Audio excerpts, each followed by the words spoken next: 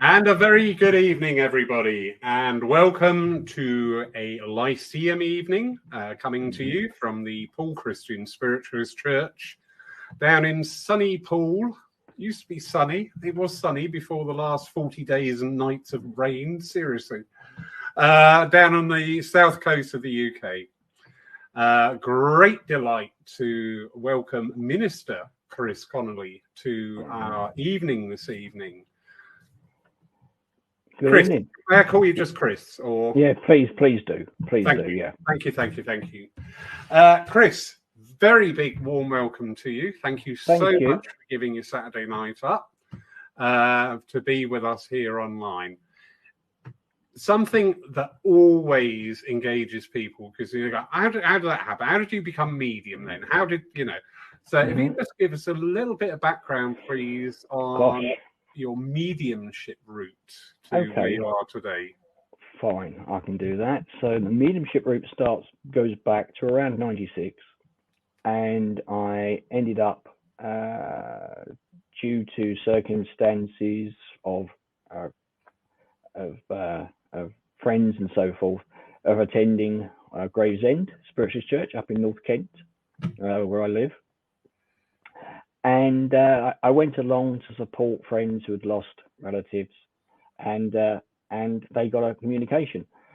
And I was fascinated by how that communication happened, because it gave them a lot of comfort, getting this communication from their loved ones.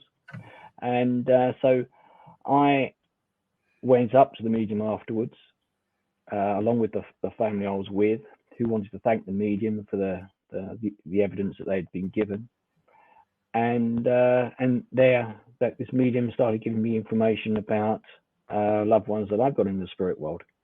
Well, that was enough to get my curiosity going, as they say, and I went back to the Grace Spirits Church twice a week for about 6 months. And what was interesting was that every week, as you know, there's a different medium every week. But every week, I was given a communication from loved ones in spirit, all saying that, you know, if I wanted to, I could do this as well. Or so this, whatever this was, you know, at the time, you know. And so, you know, but you know, I turned up at the church. I was in my early 20s. You know, I just thought this was some sort of cult recruitment campaign going on. You know, you got young guy there. And you know, let's just say things to him and hope we can sort of like reel him in and be part of this cult, as I saw it then. But as I said, it went on every week for 6 months. Every week for 6 months, got a communication from the spirit world saying, no, you can do this as well, if you wanted to. And after about 6 months, the president stood up and said that they'd been getting complaints. There were some members of the congregation that were complaining that there were certain individuals that seemed to be getting messages every week, and some of the congregation never seemed to get a message at all. Well, I instantly, you don't have to be Einstein to realize that they were probably talking about myself. And what was interesting was, at that moment, I thought, well, look, you know, if there is a spirit world or whatever, I sent a thought out and said, look, I hear what you're saying. Okay, I've understood.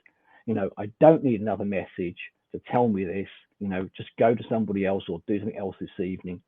And from that moment forward, I mean, obviously I'll get the occasional one, but from that moment forward, never got a message from platform at Gravesend Spiritualist Church.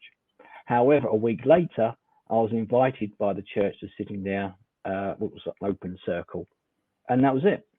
And but you know, I've always been a scientist. I've always had a background in that, and science engineer involved in technology in many ways.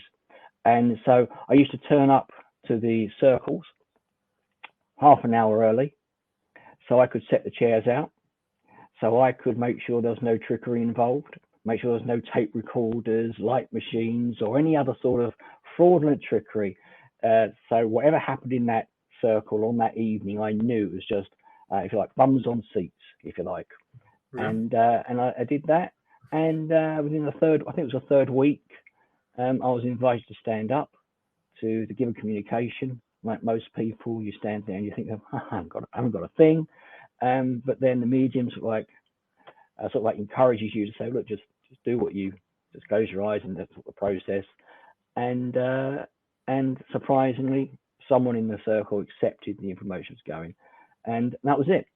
From that moment on, I decided to put aside, if you like, the skeptical, analytical sort of mindset, and think to myself, look, I really want to find out more about this mediumship stuff, this spiritualism stuff. So I think I'm just going to sort of like just throw myself in at the deep end and just say, let myself experience this process, experience what this spiritualism is. And that's what I did for about 10 years. And about 10 years ago, I started to switch on that science again, the scientific mindset, and explore a lot of the experiences and a lot of what we understand within spiritualism from a rational scientific basis. But as I said, I still work as a platform medium, a working medium, and it's been an interesting journey trying to balance, what I know about the spirit world, what I experience from the spirit world, with this sort of analytical, scientific sort of knowledge of inquiry and skepticism, if you like. Right. So that's pretty much me in a nutshell. Oh, that's right. Well, thank you all for joining us tonight. That was a lovely night. Thank you, Chris. And no, seriously, I absolutely love that about the people complaining, because I've seen it in many churches. You have this sort of home guard. And why do the new ones always get the message? Because they're new. And because the spirit world are welcoming them in, it's just like, okay, anyway. Exactly. Love that. I haven't heard or thought about that energy for a long time. It just tickled me. So thank you very much, Chris. You're welcome. Because you talk here and you've introduced very nicely, thank you, about your scientific side. Now, I've been having a little route around the internet. You are a doctor of philosophy, master of science. Well, let's just clarify. I'm a PhD student at the moment, so I'm studying for a doctorate in philosophy. Right. Don't quite have it just yet. Just there. Just in arm's reach. That's the one. Let's put it this way: you're a lot closer to it than I am. But yeah, you've got actually. I found the website because I'm made aware that you are the science ambassador for the ISF, which is the International Spiritualist Federation. And I have not until today looked at their website, but I must say I was mightily impressed. I do like the language that is being spoken on there.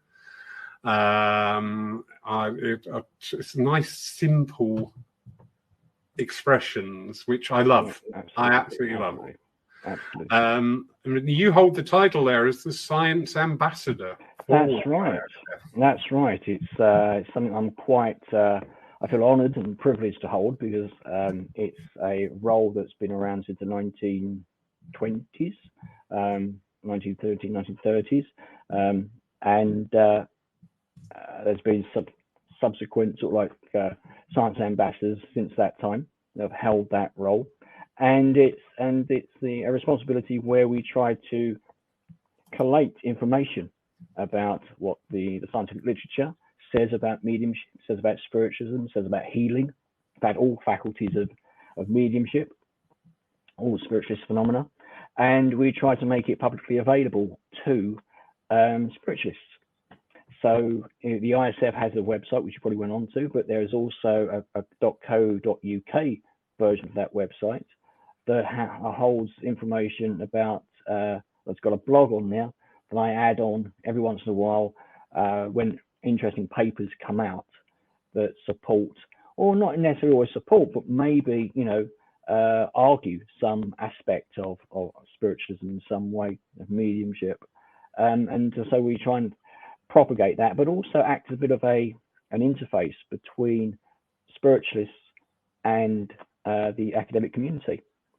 Because that's kind of important as well, because we want to make sure that as spiritualists, that if we are to partake in research, that we understand that the findings of that research could flip either way, but what's important, and what I often stress to mediums is that, contrary to popular belief, science can't prove you not a medium. You know, a scientist or a researcher can never say to someone, no, you're not a medium. You know, it's not possible. They don't have, one, they don't have the authority or the power to do so, but also they don't have the scientific evidence to suggest that. You know, all they can say from a single study that they do is that that we didn't find anything. Well, that's fine. You know, either, you know, it could be, and there's multiple reasons why that might happen. You know, for example, the study may not have been adequately designed or sensitive enough to pick up the subtleties of mediumship in some respects. You know, so there's all sorts of things for that. It could be the medium, you know, was below par, and that's the thing about a lot of the things, a lot of the studies with mediums is that mediums are people. Surprise, surprise, mediums are people, and with that introduce a whole host of complexities in ensuring that you're getting the best out of the medium, out of the participants, you know. So yeah, so that's what I do as an ISF ambassador, just try and bring the two, we talk about as a medium, bring the two worlds together, but as a science ambassador, I bring the two worlds of spiritualism and academia together, and just work as an interface if I can, but also bring this literature base to spiritualists so they know, more so than not, to know that what they're doing isn't, there is an underpinning of science and common sense and rationality upon which spiritualism is based. Brilliant. Sorry, I was just searching for a link there to post up for somebody, because a few of the people will be aware who are watching tonight. I was recently involved with another study that's ongoing at the moment through King's College, and including my own learning. When we engage with these scientific studies, it's not to go, oh, look, yes, we can see it, that's it, it's conclusive proof. It's to gather evidence, you know, which is going over. I mean, the study I'm involved in has been going on for 3 years actively and 3 years prior to that in the setting up. Yeah. And you're not going to get this conclusive piece of evidence at the end of the day, but you're just going to get all the facts presented to make up your own mind. Absolutely. And this is it. You know, one of the things that I've often come across, because there's been a lot of mediums in the past that have taken part in research, and they will say, you know, well, we've done the research. You know, why do we need to keep on doing more research? And what we fail to understand is that, like the study you were part of at King's College, you know, they would have a hypothesis that they're looking to explore, you know, but from that, other researchers will come in to try and elaborate further on that study. Do you know what I mean? And so science is about looking at small, answering specific questions, which then can be proven, or not say proven, but results shown to be possible that or not possible, or you know, we say, you know, we accept or reject the null hypothesis is the term we use, but we can actually by getting that work out there and done, you know, it allows space for other scientists and other researchers to build upon what's done. And it's these small incremental steps that builds the greater body of knowledge on all sides of science, and all fields of science, and that's how it works. So, for example, you know, I'm doing my doctorate now, looking at the cognitive processes mediums use when they communicate with the spirit world. And the reason for doing that is that there's some evidence previous of some research that was done showing that, you know, that in ESP studies, in extrasensory perception studies, like telepathy and clairvoyance and things like that, that the participants seem to score higher if they have a good ability of being able to stay focused.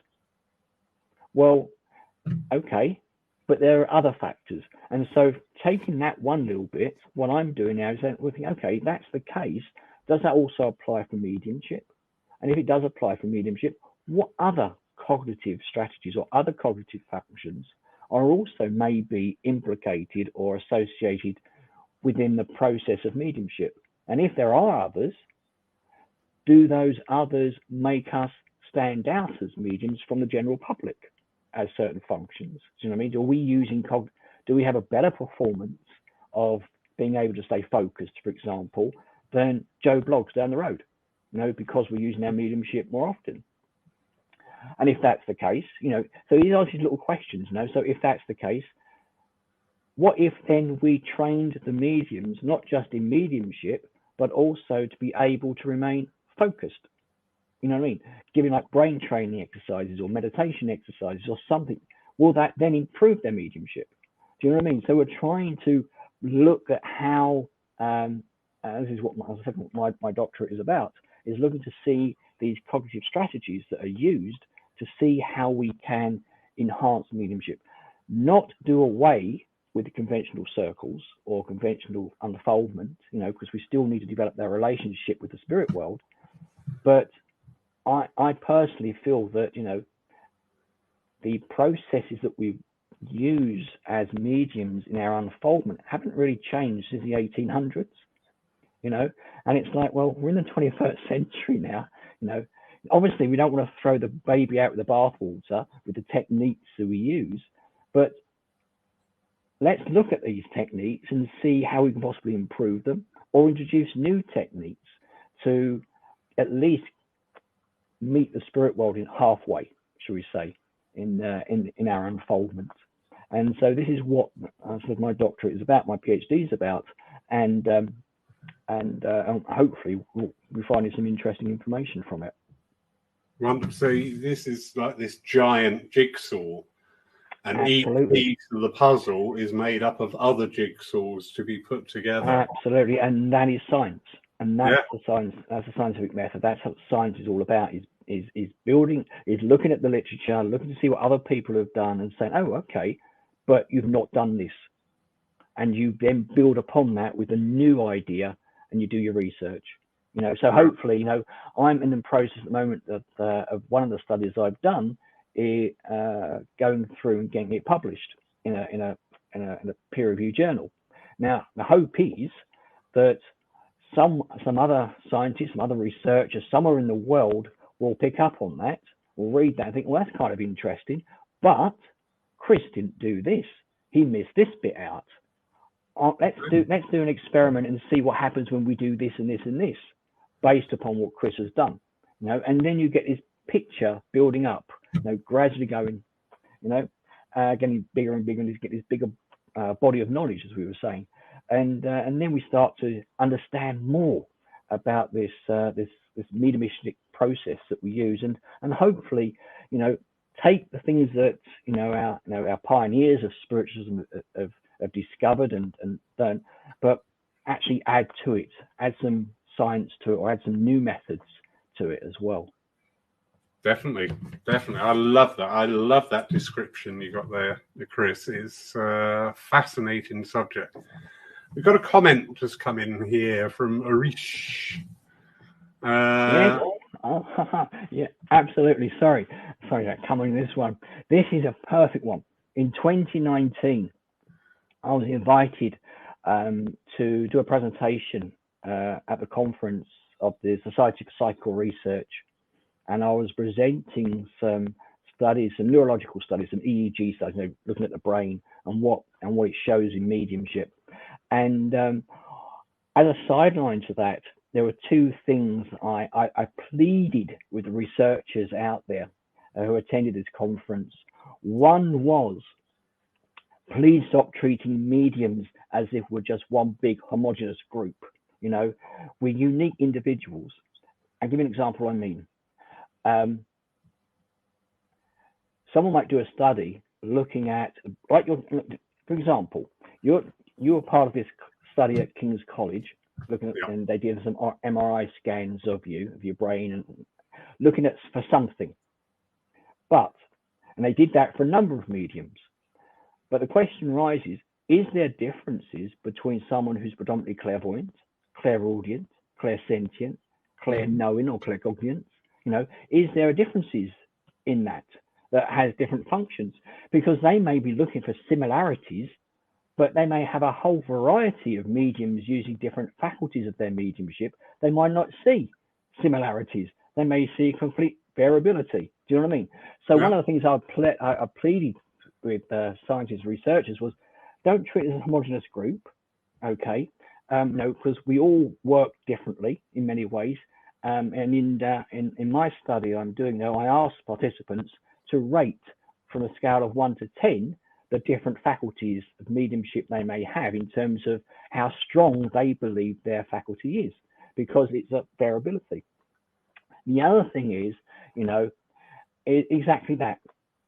Science does not acknowledge the third person in the experiment. They don't acknowledge spirit.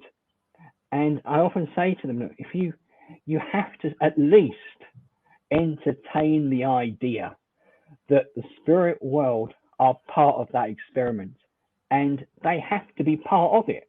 Now, of course, there is potential that the spirit world may not wish to participate, in which case one would hope that the medium is sufficiently developed to and honest to say to the researchers, sorry, I'm not getting anything today, rather than maybe working it a bit too much, shall we say, and struggling with it and giving us like a below par sort of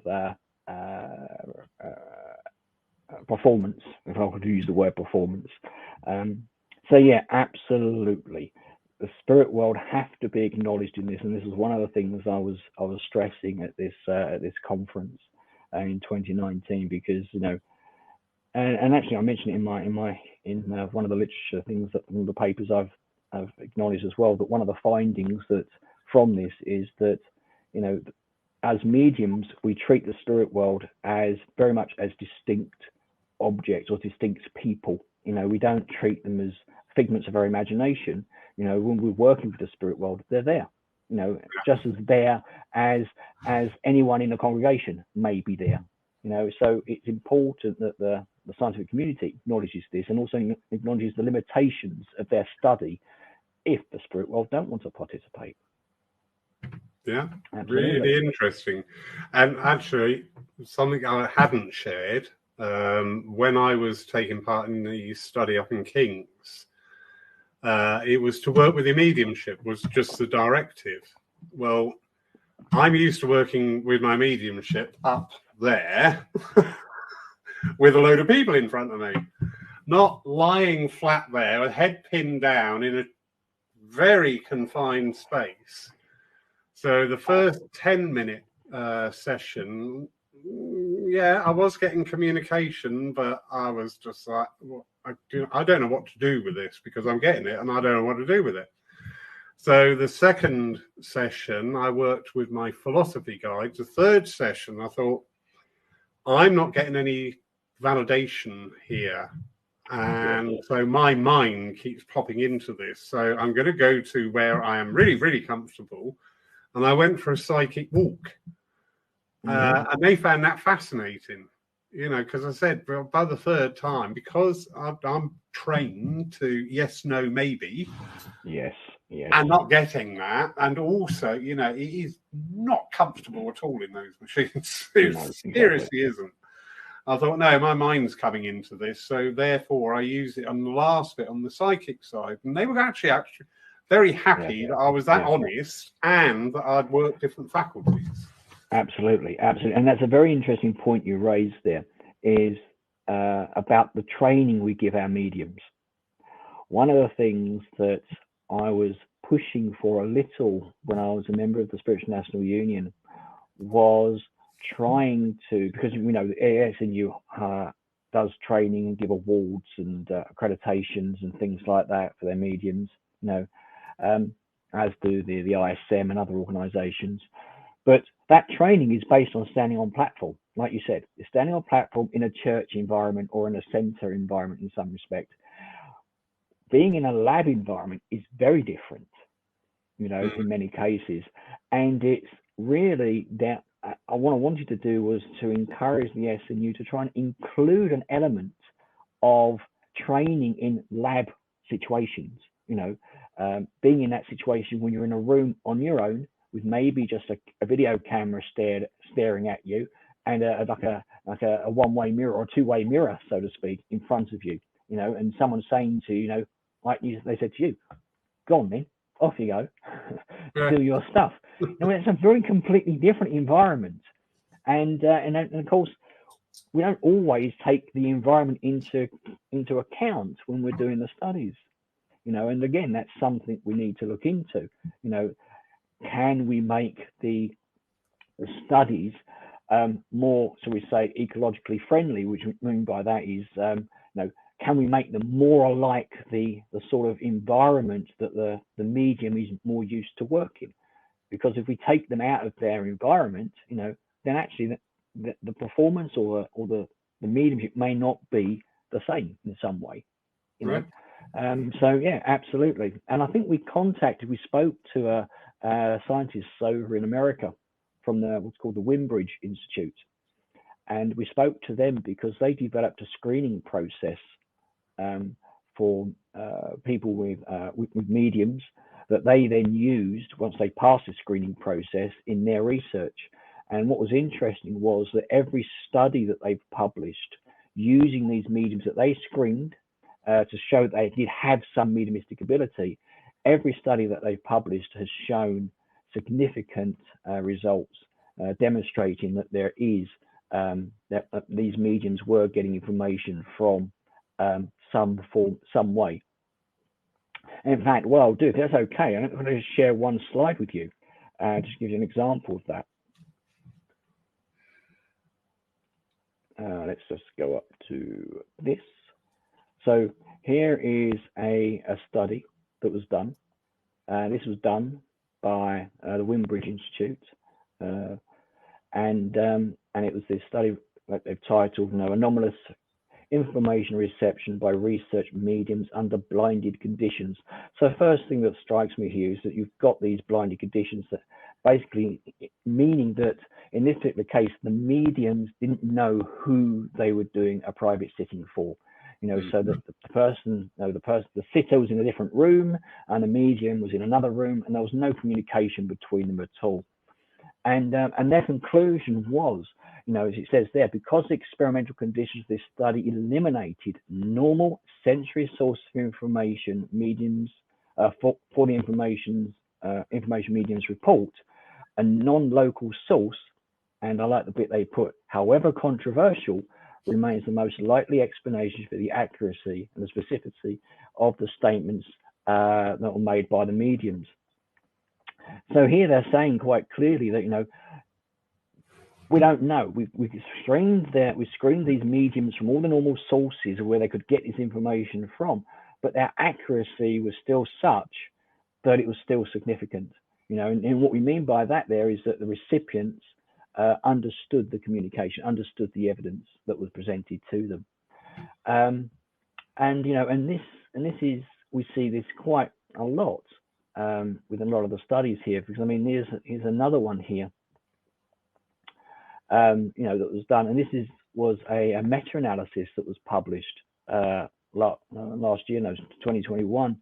And this was a meta-analysis, and the meta-analysis is basically where a researcher looks at all the literature out there and says, when we look at all the literature, what is on balance, what does it actually say?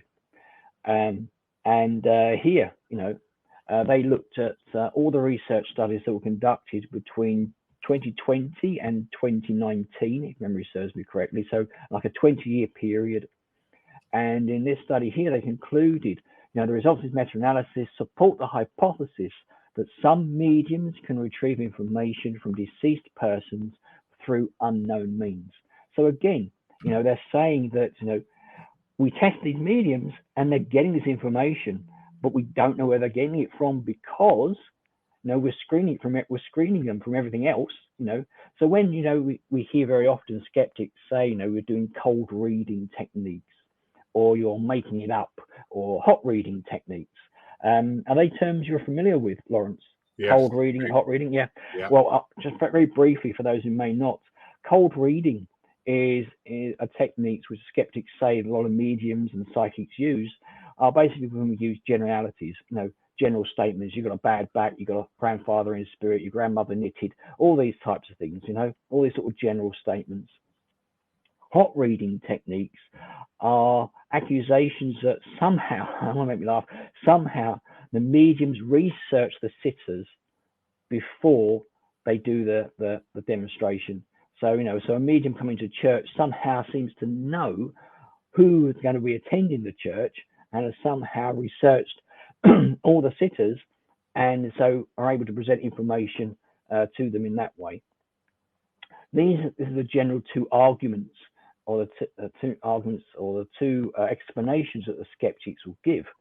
And so what we have here are researchers who are eliminating that by the medium not knowing who the sitters are, and in some cases in the blind or in triple blind studies, not only do the mediums not know who the sitters are, the sitters don't know who the mediums are, and that the individual, the researcher's assistant, who actually introduces or because as you said, Lawrence, there have been someone that would have greeted you at the door, brought you in to the room and all the stuff. Yeah. Well, they don't know who you are and who the sitter is. Do you know what I mean? So you've got all these people who know nothing about anybody coming together. And even in those circumstances, you find cases like this where the mediums are clearly demonstrating that they're able to get information about deceased people. But again, science at the time is still erring on the side of caution because they're saying from unknown means. However, later on, there's another paper. Okay, now this is quite an interesting one. As I said again, this was done with a triple blind protocol, as I was explaining earlier, where basically nobody knows anybody in the experiment. And this one clearly states that this study provides further evidence that some mediums are able to obtain accurate information about deceased people, knowing only the deceased name. And with no interaction with the sitters, it also supports the hypothesis that in some cases, sources of the information are the deceased themselves.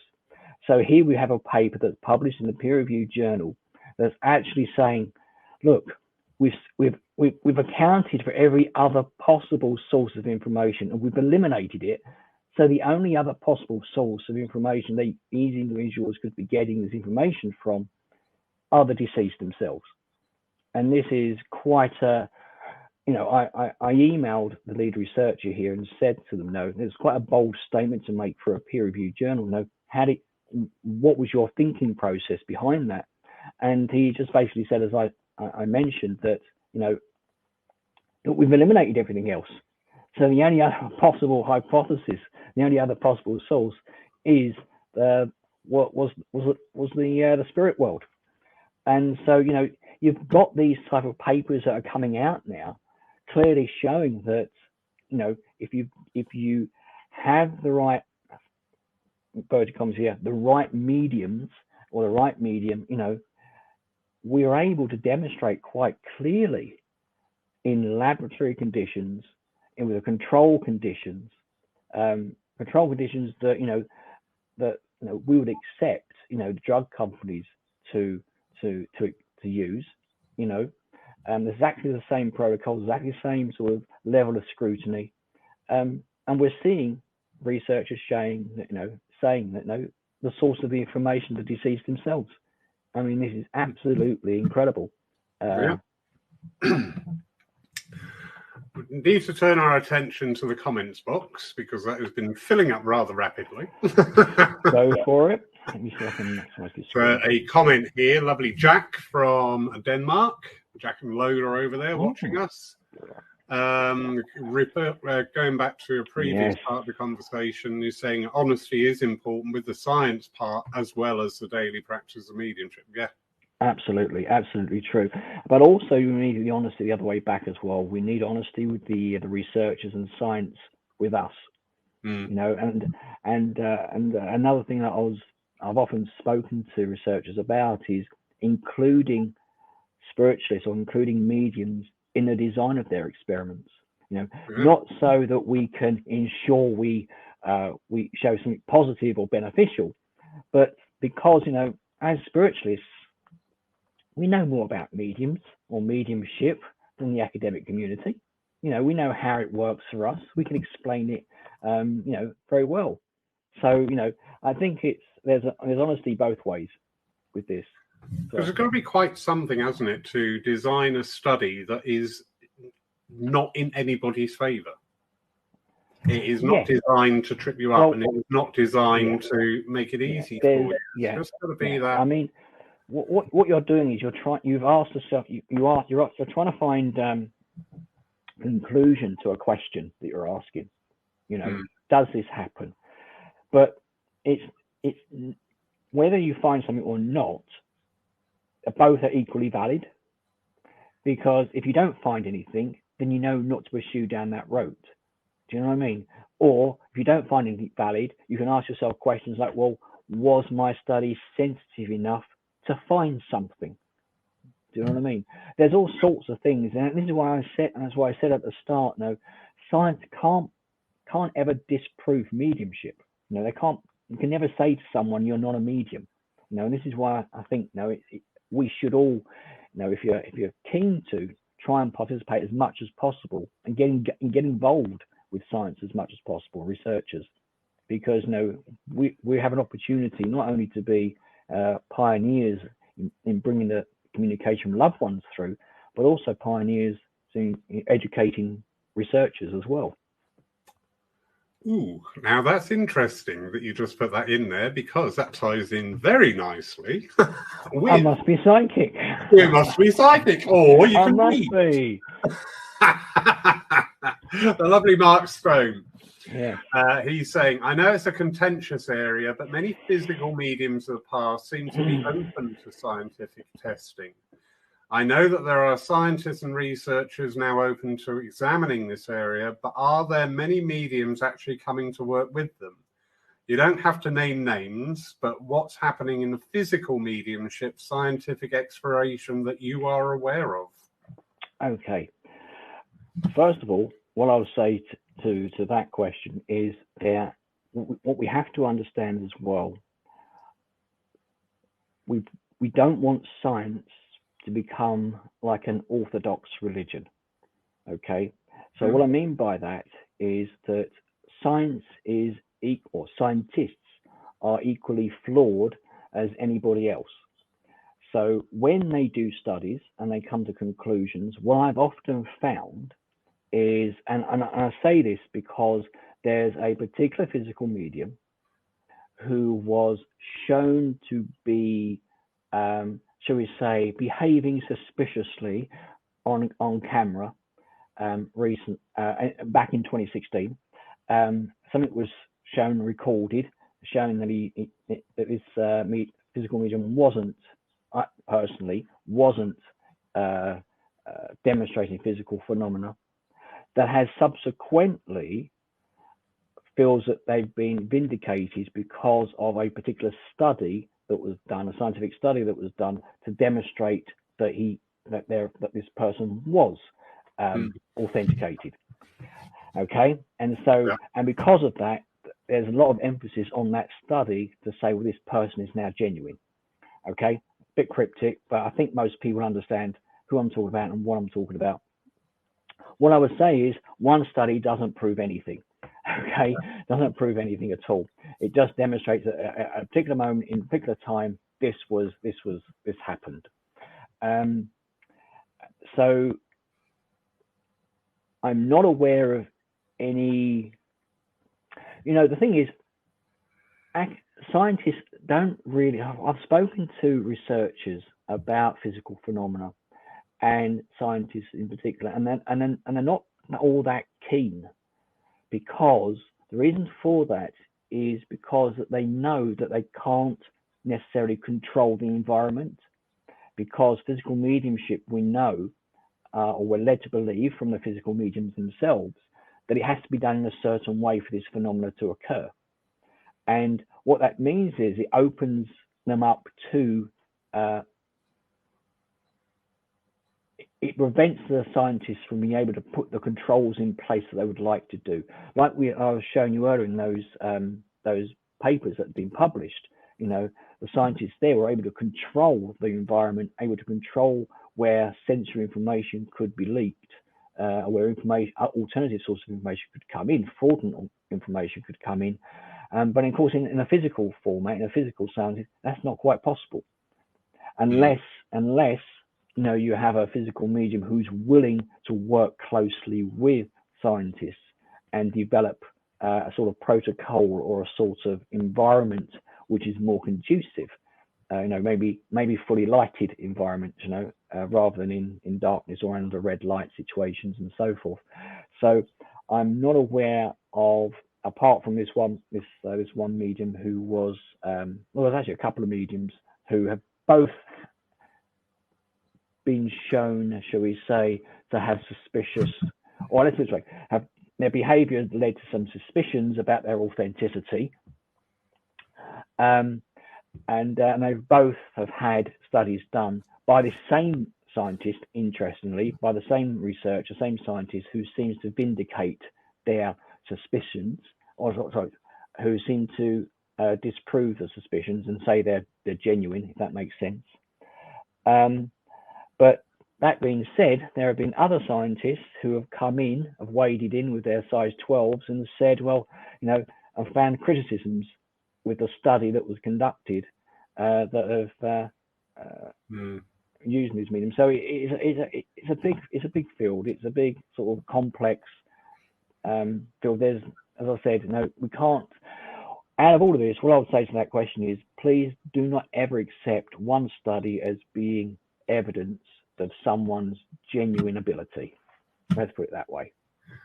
Very well put, thank you. And it totters into one of my pet peeves is when people cherry pick certain items, and especially I've been a Christian spiritualist church. We've had a few instances where somebody has taken a line out of context from the Bible, quoted it with this huge authority and entitlement, and then just stood there and wondered why it hasn't had the effect they wanted. You know, it's just like, get a grip. Anyway, moving on. Okay, moving on. Sue Townsend, Chris, how much does science take into account the subtle energy field which may not be seen with the physical eye? This being where the connectedness to spirit may reside, i.e. in the etheric links, because spirit may make themselves known unexpectedly to people unaware of spirit previously. Okay, let's break that question down into a few bits. Okay, so there are a number of words in there, or should we say assumptions in there, that we could possibly challenge from a scientific perspective, because one would say, you know, that this being the connectedness to spirit may reside, i.e. in the etheric fields. Well, that's what we think is happening, you know, as spiritualists. That's what we've been taught, and so that's what we say is happening. But actually, there's very little literature, very little science or evidence to suggest that is what's happening. You know, so this is an area where I was saying to you, Lawrence, earlier, where what I'd like to do is try and look at what we understand as spiritualists, because that hasn't changed since the 1800s. You know, we talk about the etheric fields and things like that. That was all parts of the, you know, the things that were discussed in the 1840s, 1848, the birth of modern spiritualism, and so forth. And nothing's changed. But the question is, you know, is that what happens, or is there something else that happens? You know, or is there something more deep and meaningful that happens? So in terms of the subtle energy field, there are obviously studies out there that look at the subtle energy fields relating to healing in particular. And so that's an aspect there. I mean, you've got the Kirlian photography, but again, it's still quite a controversial topic in that respect. And so, yeah, I mean, there are a few studies, but it's very sparse in that respect, because one of the things we have to try and work out is, well, how do you test for this subtle energy field? If the energy field is so subtle, what do we use to measure it with? How do we know it's there? How can we take something that's subtle and make it objectively viewable to and measurable in some way? So there are a lot of aspects in that question that you have to sort of like ask, well, okay, how do we do this? Is that an assumption? Is that something we know is true? Is there literature that says that, or is it just something that we've accepted because it sort of like explains the mechanisms that in a way that we can understand, you know? Brilliant. Thank you. Jamie, lovely Jamie Williamson. Chris, why do you think it is that there is a shortage of qualitative studies into mediumship?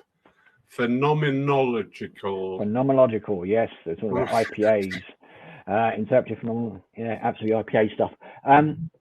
What I would say is that there's a shortage at the moment. The reason for that, I think, I would suggest, looking at the literature, reading the literature, is that in the past we've been the researchers have been concentrating on the evidential aspects of mediumship, in the sense that, you know, I just put up on the screen there, you know, are mediums really doing this? Is basically the question they're asking, you know, and they look at what's called quantitative studies that are measured, you know, in numbers, you know, in terms of the accuracy of studies and so forth. But what I've found over the last 10 years, that if you look at the literature, there seems to be a shift. In fact, there's a gradual shift, there's a slight shift, but there's a gradual shift where researchers are moving away now from looking at the evidence, what we call evidence focused, and looking at what we call process focused. And what we mean by that is that we now want to understand, well, how do mediums do this? Because there seems to be such a wide evidence pool now, body of knowledge, that seems to suggest that mediums are doing what they're saying they're doing, in the sense that they are getting information from somewhere. And as I showed earlier, you know, there are now papers out there that say this, they're doing something, and we believe they're getting it from the spirit world, you know. So now the emphasis, and this is where I think the qualitative studies into mediumship will come in, because now what they're looking at is looking at the experience from the medium's perspective, and looking to see, well, how are mediums doing this? This is what we mean by process focus. We're looking at the process of mediumship now, to understand a bit more about what's going on. And that, I think, is kind of exciting, because that then allows us possibly to draw upon that knowledge and inform our practice as mediums or as tutors in terms of helping other exponents unfold their mediumship, because hopefully we'll find things in this process that can be beneficial in terms of our own sort of unfoldment and unfoldment of others. So I think it's because, Jamie, I think it's because you know, it was a shift. In the past, it was just very much more, you know, we want to prove or just want to see whether mediums are doing what they claim to be doing. And now they're looking at, as I said, now they're looking at how they're doing it. So I think you'll see the qualitative studies improve. Also, very briefly, not a lot of researchers like qualitative studies. I've seemed to have hinted at, or I've come across as well. There's a lot of researchers prefer to crunch numbers than to do qualitative studies, and so that might be something to do with it as well. Brilliant. Thank you.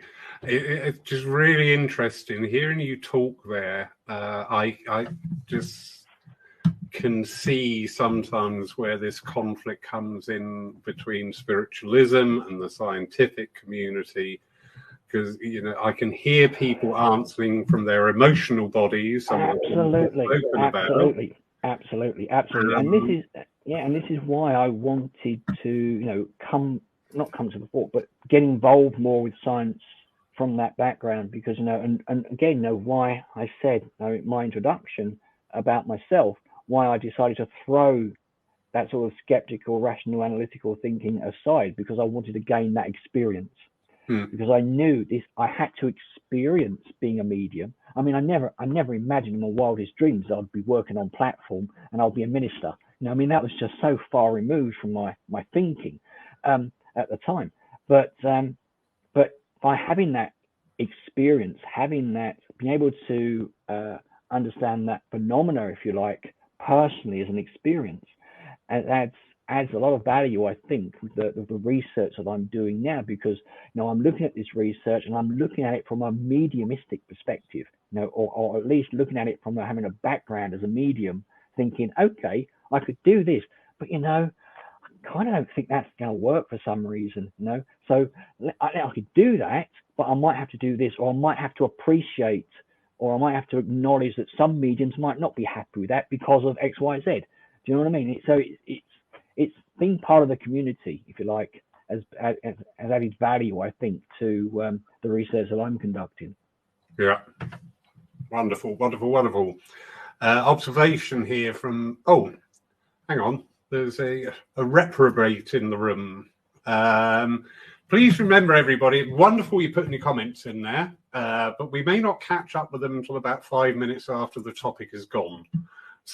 So please never feel like you're being ignored. It's by the time we come to your comment, you're thinking, what's that about then? But anyway, Carl, lovely to see you in the room tonight. Welcome. Lovely Jack again. And I know this referred back to something you were talking earlier on. And he's just saying that he's got fantastic evidence from his grandfather that nobody knew of. The evidence came from mediums from around the world. Evidence has been confirmed years later when family members investigated the family tree. Very similar to something called the correspondence studies. If you go to the SBR website, the SBR, the Society for Psychical Research, they've got what they call an encyclopedia, like a Wikipedia. Although it's not Wikipedia, they call it something else. I can't remember what they call it. I think they call it the Psi Encyclopedia. Out of interest, a lot of the SBR members try to use Wikipedia to talk about mediumship, survival, or NDEs and this sort of thing. But unfortunately, the guerrilla skeptics on Wikipedia would log in and change their entries, and so the SBR decided to set up their own Wikipedia sort of thing that would actually talk about mediumship and survival research. So I don't know if you know, but the SBR have been around since the 1880s. They were formed in London in the 1882, I think it was. They were formed in London by a load of lead scientists at the time to explore the claims of spiritualists in particular. And they've got a whole database going back to 1882 of research that was conducted by that's the one. Thank you, Mark. And a whole bunch of research from 1882 that demonstrates all sorts of things about mediums, spiritualists. You've got the original research conducted into Leonora Piper, Florence Cook, and all these sorts of names that we hear about. You'll read about them and the researchers that did those studies on this website. And but there's a one called the correspondence studies in particular that were very, very similar to what Jack was saying, where evidence came from mediums around the world at different points in time, and it was only when the information came together it all made sense. Yeah, so very famous case. Yeah, absolutely. Going back to Mark here, he's just picking up from his earlier comment. And I think what we're saying here is there any spiritualist associations investigating physical phenomena more? Not investigating. No, not that I'm aware of. Right. Okay, not that I'm aware of. Wonderful. But of course, if Mark knows anything, I'll be interesting if he's hinting at something here. I'd be interesting to hear from him. I shall see him on Monday. I shall get the tongs out. Yeah, exactly. The tone and the agenda behind the question, perhaps. Yeah. What are you up to? What are you up to, Stone? Come on, spill. There's a comment here from Gail Handley.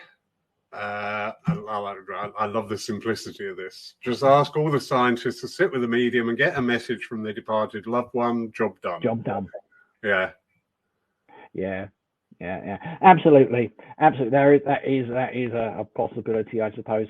The problem is obviously, which medium. Yeah. On which day. Yeah. Yeah. Very true. And of course, there'll always be. Again, the thing is, that the scientists will want to put in controls in place for that, and although that's possible, a scientist won't ever take the first thing. They will try and explore, because there are other alternative explanations and so forth. And so what a good scientist would do is try and eliminate the possibilities to arrive hopefully at one concluding possibility that's a most likely explanation of what's going on. So you could sit with that medium. I mean, that's what I did, and it was enough to convince me. Let's put it that way. Yeah. And Mark's just coming back there. He'll keep an ear to the ground. Fair enough. Phil Shaw here, just saying the College of Psychic Studies still holds authentic and candid documentation from SPR dignitaries relating to research into the aforementioned mediums. That's it. I think it's Leslie Price, isn't it? There's the librarian, or that holds all that information, or manages all that information anyway. So yeah, absolutely. As I said, the College of Psychic Studies, with the Arthur Conan Doyle, for example, and all these organisations, all were formed not only to help people unfold their mediumship, but also to provide a rational sort of basis for mediumship and spiritualism. Because that was very important. You want to remember, that was very important in the 1900s. So that spiritualism wasn't seen as a fringe. It was seen as something that had a very strong, rational, scientific basis behind it. And and as I said, what we're trying to do is encourage that sort of legacy into the 21st century. Most definitely. I mean, if we turn the tables here slightly, the room is full of mediums tonight, so absolutely wonderful. Thank you all for being here. Could I turn this around and just say, as a working medium, and this is to everybody in the room, have you ever stood on the platform and proved conclusively in one message to one person the continuity of life? You may give the evidence. I'm a big one. We will give the evidence to support that thought, but I don't, speaking personally, I've never delivered that epiphany moment to somebody. There's been a short series of revelations where you bring through, but that person will then go out and go, well, I don't, and the responsibility that comes with it. So, and if we take that energy and turn that around to the scientific community working with us as mediums, then no, it's not going to be this big blast epiphany moment. It is just going to be a continual building of the facts, of the information, the evidence, the knowledge, the understanding that will take you to a conclusion. So now that's to everybody in the room. Absolutely. No, I think you're absolutely right. And it is one of these little bugbears of mine when I hear mediums say the purpose of mediumship is to give proof of survival. No, the purpose of mediumship is to give evidence of survival. The proof lies with the recipient as to whether that's proof or not. But there's also added complication to that is that we have all been schooled from early childhood in believing that the physical world is the only world, and only the materialist world exists. And so very often, even if you do give good evidence, I find personally, give good evidence, and the medium and the recipient comes up to you after and say, "Oh, thank you very much. I can understand that was my father. That was whatever." You know full well that by the time they've gone to bed that night, woken up in the morning, all those doubts, all that skepticism, all that schooling from the physical world and social has come in and has just basically diluted that passion or that feeling that they had, or that confidence in their own thinking they had at that time, and has just diluted that into, well, like you said, well, was it not? Mm. But of course, the other aspect to this, and psychologists would say, is that we have this what's called the Forer effect.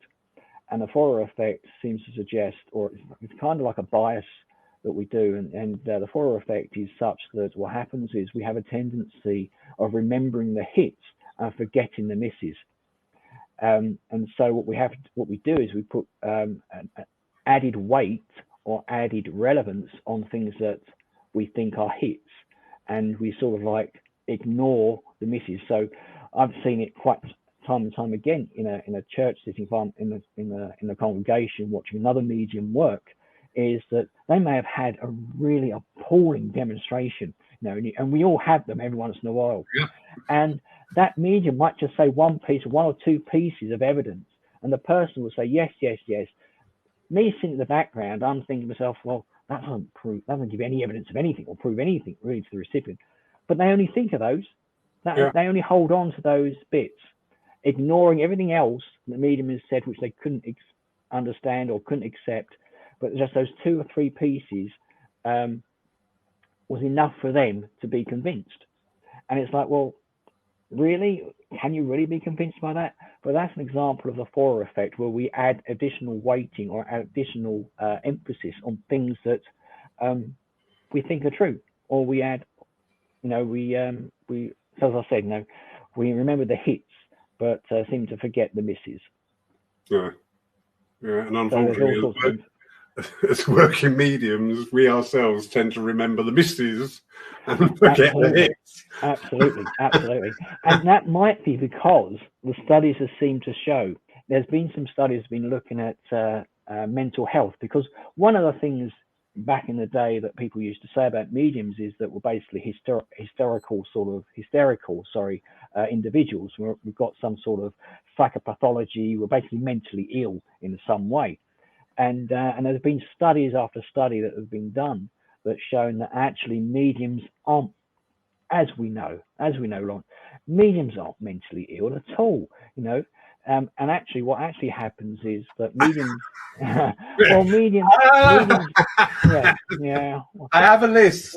We have exceptions, I'm sure, but mediums generally, as a group, as a body, generally enjoy a better level of mental health and well-being than non-mediums.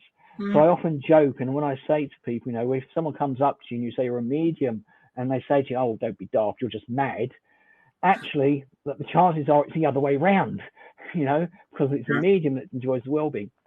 The only thing that the studies seem to suggest is that mediums have a higher incidence of being neurotic.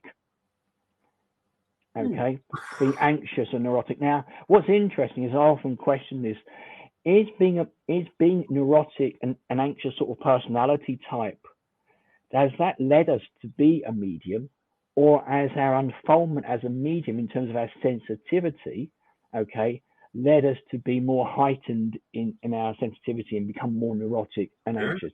We don't know which way the circle is formed. Do you know what I mean? Yeah. But the literature, and this is consistent in quite a few studies, seems to suggest mediums, not individually every single person, but as a whole, as a group, if you're compared with non-mediums, the general public, we have a tendency of being more anxious and have more sort of neurotic sort of personalities. Yeah, I can go along with that, and I love that about which way does that circle go. Exactly. Is it because we are heightened perception that we are like that, or becoming like that heightened our perception? Exactly. So for example, as I was saying about the scientific method there, so what a researcher might do would take that piece of information and say, well, just as we've said, well, which way around does that circle go? And then may design an experiment to look at that. And that's the scientific method. You know, you take one piece of information that's been published in a journal and you say, okay, well, they've done that, but what can we do to improve that body of knowledge in some way? Yeah. Mm-hmm. Anyway. Roy McKay, lovely gent who has now moved down near the church. We love you, Roy. Yeah. We love a medium living next door. One wonders what the personal views and beliefs of the scientists are during these tests. We understand your perspective from the information here. Do you sit down with others and chew the fat? Well, no, I mean, the thing is, if you go somewhere like, you go to a conference like the Society for Psychical Research, or you go to the Parapsychological Association conferences, or the conference of the Society for Scientific Exploration. These are all sorts of international conferences that explore alternatives, shall we say. You know, and amongst that, you'll have, you know, healing and mediumship, NDEs, and consciousness, and all sorts of things here. And there are a lot of scientists who have the belief that that there is something. You know, how many scientists are willing to say that while they're still in their academic careers? You know, because it's not always very career progressing to admit this, and hence why a lot of the scientists who come out do so once they've retired. But that means that aside, you know, there are more and more younger scientists, younger researchers, as I said, who are doing PhDs in their early 20s. You know, I'm quite old now, in my 40s, counts for 50, doing a PhD, but there are those in their 20s who are doing PhDs who are, you know, open to the belief in communication with the spirit world, and who are genuinely interested, you know. And as I mentioned, I think earlier, is that there are universities now, and the fact that we have universities now who are willing to sponsor or willing to supervise students looking at survival or mediumship, and willing to give people doctorates in that field, shows how tide has shifted and how there is more openness to this concepts or these beliefs of this.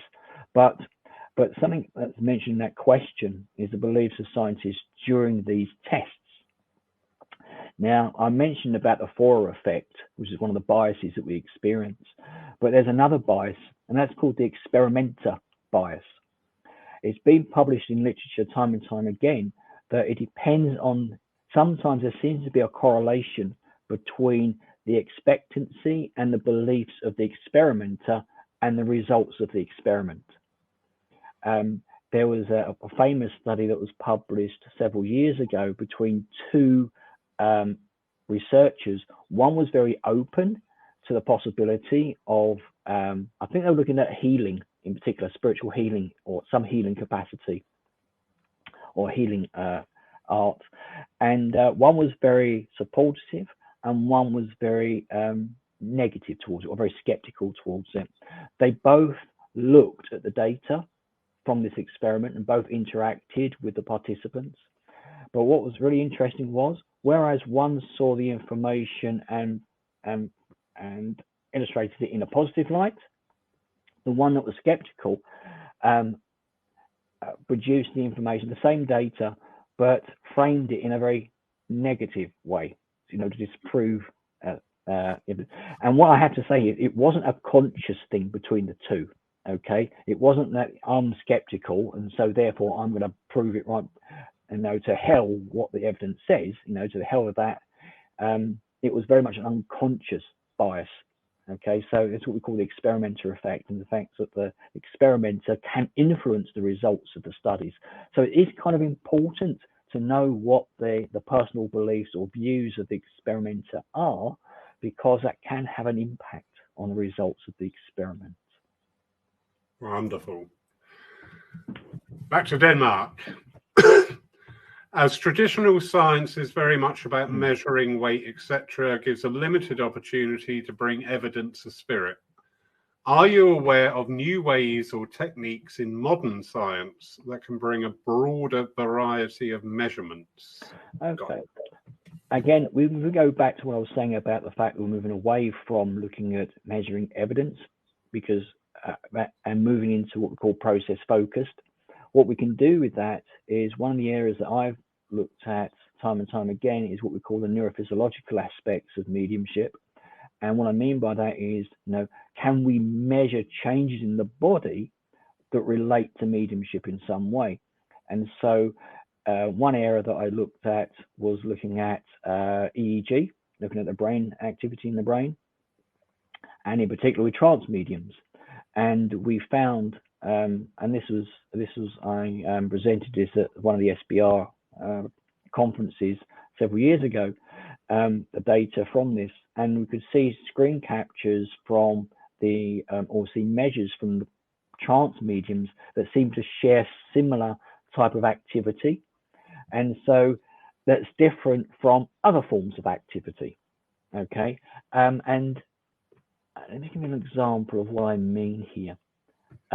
One of the things we often get told about, if I just quickly present this, and it just gets,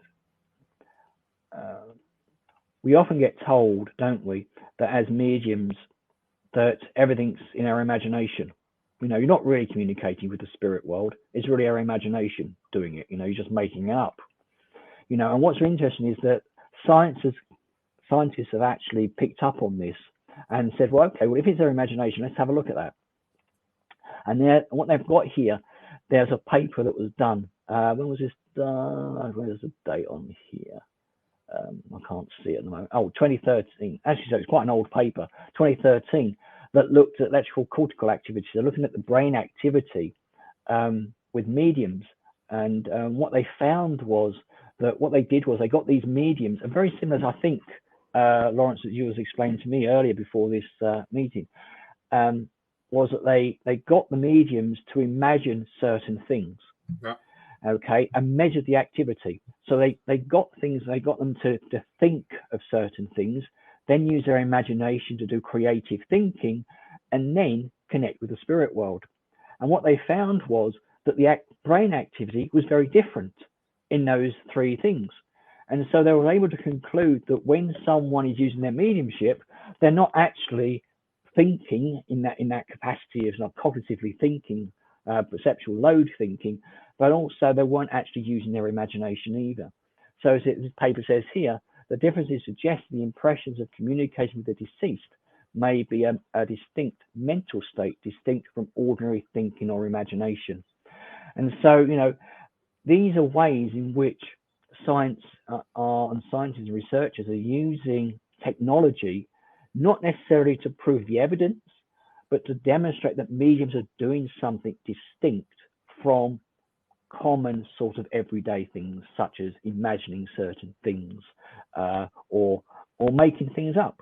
One of the things that skeptics were saying, you're just making things up. Well, this sort of research here seems to suggest the contrary. We're not making things up. We're not using our creative imagination. There is other faculties going on in our brain that's actually giving us the answers. Wonderful. Colin Walker, do you think the issue is duality, the separateness between science and spirit? Do you think science is duality, separation? I wouldn't say science and spirit. I would say the physical and the non-physical. What we have to understand is that if we go back the history of science, we go back to the scientific revolution or the Enlightenment period, as it was called. Prior to the Enlightenment period, there was no such thing as the physical world and the material world. It was all seen as one, as I understand it. And it was only when you had the likes of Rene Descartes, Isaac Newton, and so forth, who realized that they could explain the physical world using maths, that they decided, well, actually, we can explain the physical world using maths, but hey, we can't do anything about the immaterial world. So guess what? We're just going to shut that out and pretend that doesn't exist. And that's where the scientific stance has been ever since.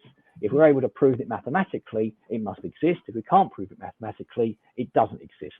Well, of course, there could be a lot of flaws with that, because there are always opportunities to discover something new. So is there an issue with duality? Yes, there is. It's because there is a duality when actually there shouldn't be one. Brilliant. Okay. Absolutely, Chris. Chris, Okay. what a wonderful evening. Thank you. It's been a pleasure to be here. Absolutely. Yeah. So much in there to make you think. So much in there to make you think. Thank you again for giving up your time tonight. There's so much appreciated. Thank you, everybody, for joining us. Wherever you are, I know we've gone across the world tonight. And yeah, absolutely. Chris. Great. Thank you very much for having me. Brilliant. It's been a pleasure. Don't forget, everybody, we will be streaming our service live tomorrow morning from the church here in Poole. And tomorrow we have a medium whose face I can see, and he is a CSNU certificate holder. And he is an absolute lovely gentleman. And he took our healing course here. And the more I'm digging, the further away I'm getting from his name. Somebody remind me. So yes, we have a wonderful service. Oh my God, how embarrassing. Do you know what? I do this sometimes on the platform. I turn to introduce a medium and look at them and think, yep, you've got a name. You've got a name. Oh, it's called Tip of the Tongue, and it was something that my researchers found is quite common in mediums as well. Yes. Thank you. At last, an excuse. David Powell. There you go. Please don't be watching tonight, David. Thank you, Sue. Thank you, Mark. David Powell is our medium tomorrow. God, we're going to live that one down. Don't anybody tell him. Yes, all right, everybody. Stop it now. Thank you, everybody, for joining us. Don't forget, you can re-watch this at a later date. I will put this out if it's all right with you, Chris. Absolutely. As well. Because I find the podcast, actually, I take a lot more in when I'm listening rather than thinking I've got to find an hour to watch something. I can just have it on and go, oh, yeah, that's quite interesting. Yeah. So we'll be releasing that later this weekend. Thank you all for joining us. Chris, thank you for coming along, talking to us. And so nice. We have swapped thoughts and ideas in a few groups online, but it's actually really nice to meet the person. Thank you. Anyway, everybody, have a wonderful night while you're all busy laughing at me because I'm a medium, so I'm allowed to forget. Oh, God, I'm so going to milk that. Have a wonderful evening, everybody. Take care. God bless. Good night.